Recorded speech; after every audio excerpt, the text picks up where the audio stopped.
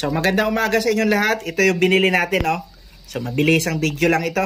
Ayan. So maganda yung order natin na flux cord wire para sa ating MIG welding machine. Ayan, oh. So tatlo ito, tigi 1 kilo ito. At nabili lang natin sa halagang ayan, ito 589. So mura na po ito. 3 kilo, 589. At mayroon na tayong 3 kilong flux cord wire. Ayan. Ito po ang size nitong una ay 1.2. Tapos yung pangalawa 1.2 din. At itong binuksan ko na, ito ay 1 mm. Okay?